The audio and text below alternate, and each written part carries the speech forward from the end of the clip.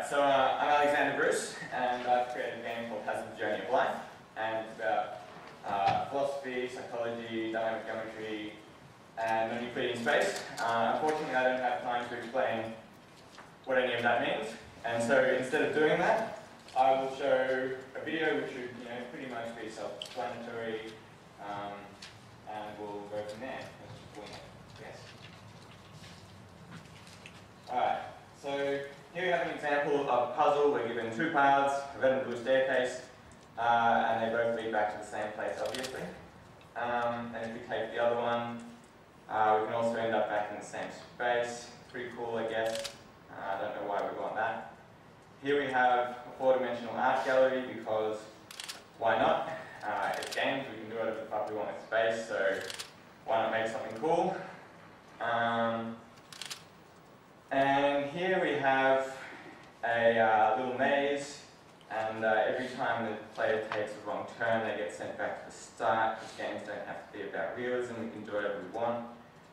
It's a bit frustrating, takes players a while to get to, but I guess, some players like masochistic games, so, maybe they're into that sort of thing.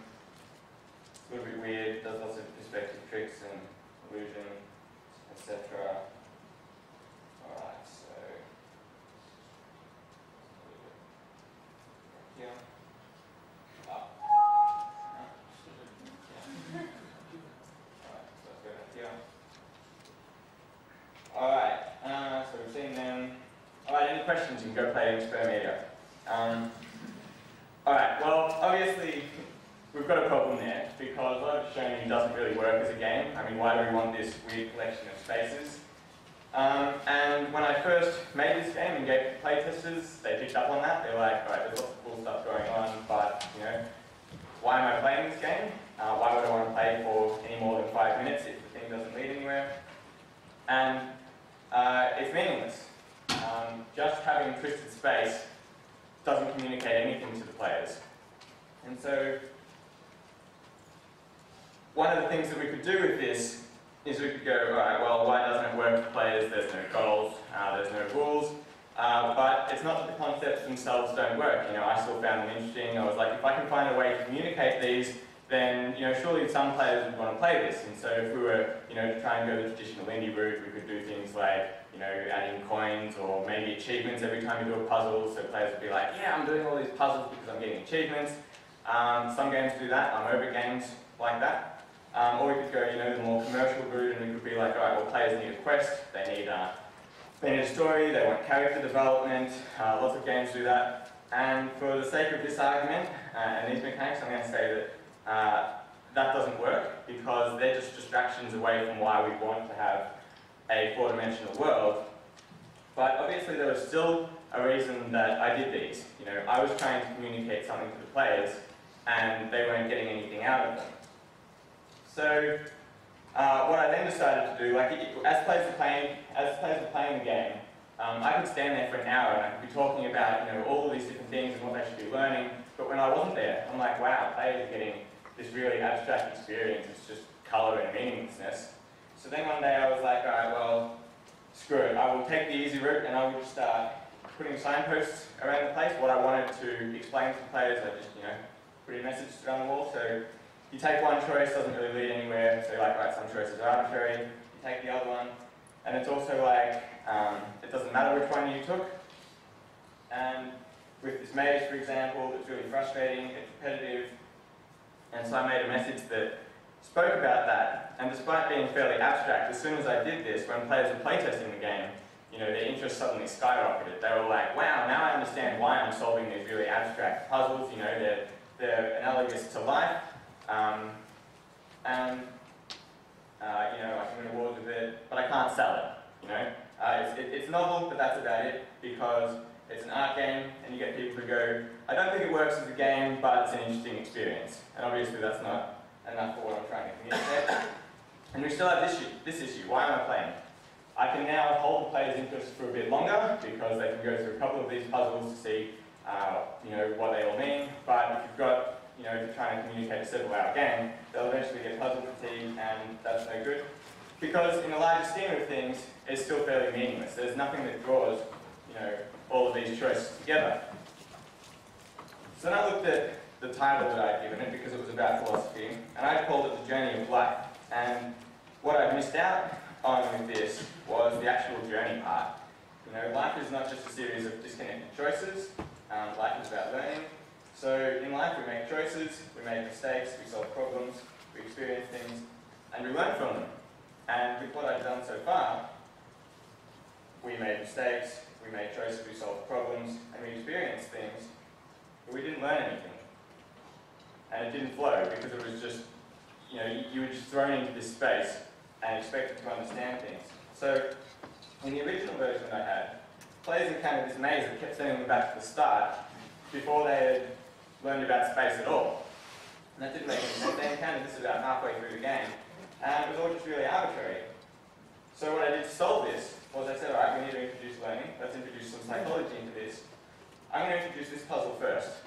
And players are going to encounter this within the first 30 seconds of the game, and it will immediately introduce them to non-Euclidean space. And it breaks their expectations of what the game is going to be about. They can immediately jump in, and in 30 seconds they're like, wow, I'm in a really weird world. Obviously I need to change how I go about thinking about this game. And to get out of this puzzle, players must go to experiment media. I'm not going to spoil it.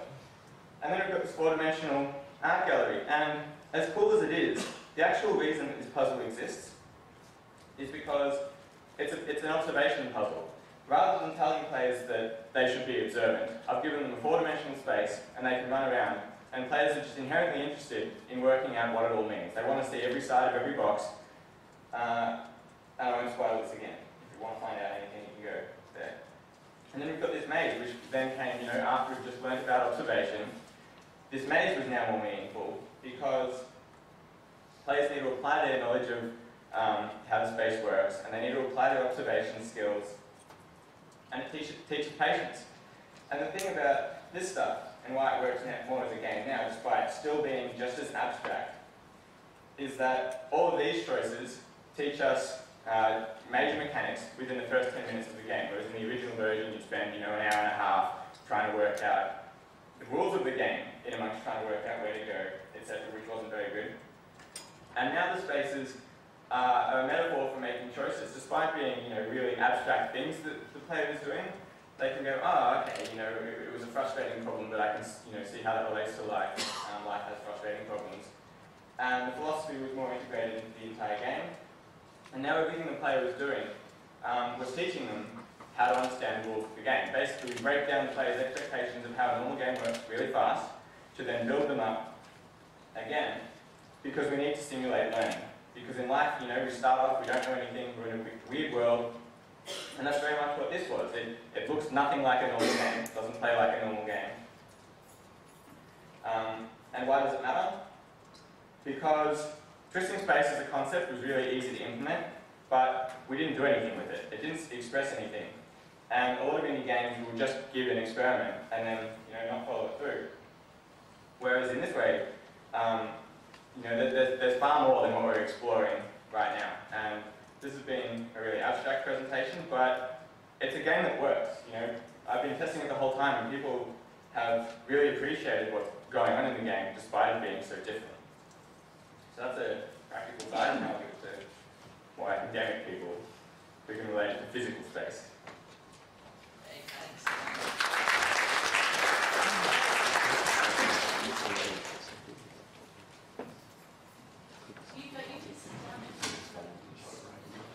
And while Dan is getting himself organised, you can go and play this over in Experiment Media.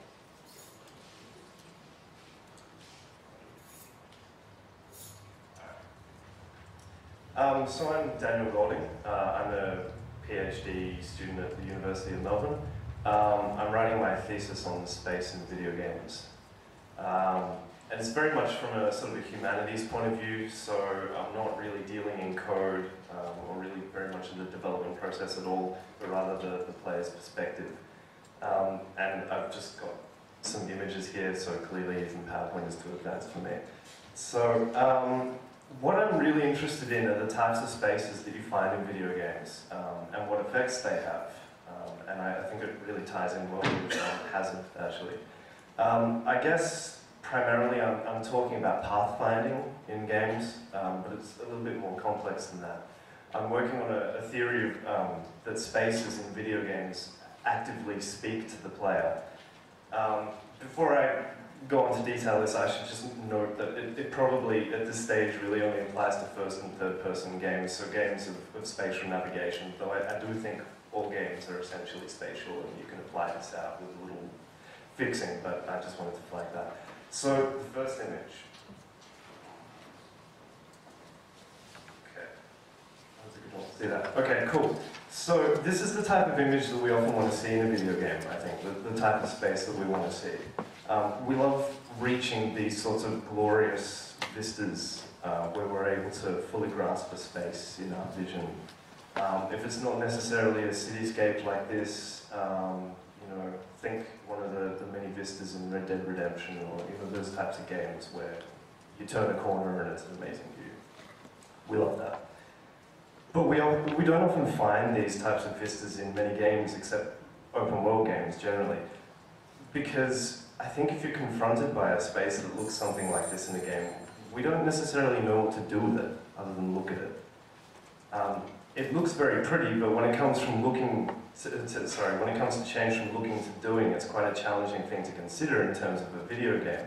We usually need goals explained to us quite clearly via other means for us to use this space, such as the awful trend of using GPS in open world games, especially Red Dead Redemption. Horrible idea to have, at the next cactus turn left. It just turns the navigation of that space into a line on a map rather than the actual working through the space. Which is why video games have tended to usually look a little more like this. Okay, so this space is very clear. It asks something really clearly of us. Even in real life, we probably know what to do here without being told. But there is a really significant difference between reality and gaming, of course. And that's one that has some very interesting repercussions for space. If we're talking about spaces that ask us to do things, then, I mean, this room here is a really good example of a real-world physical space that asks us to behave in certain ways. It's designed so the audience is looking up at the stage, and it's designed so the stage is looking at the audience, so there's a center of attention, and the design of the room is designed in such a way that to encourage certain social behaviors. But in reality, it isn't necessarily so certain. There's nothing about the design of the room that doesn't say that I couldn't hold the panel up at the end of the room and get you all to just, sort of stand up and look the other way, or, there's nothing to say about this room that we couldn't just run down in circles and play tag, right? But in games, assuming that you want to play the game in a sort of the way it's meant to be played, which is not always the best assumption, but I think it's the way most people want to play a game. They implicitly go, I'm going to get the most amount of enjoyment out of playing this the way it's meant to be played, like Adam was talking about this morning in the spoiled sports in games, it doesn't often work like that. If you're playing it in that way, you're actively trying to understand what the space is asking you to do. So you walk into a new area, and the first thing you're trying to do is read the space.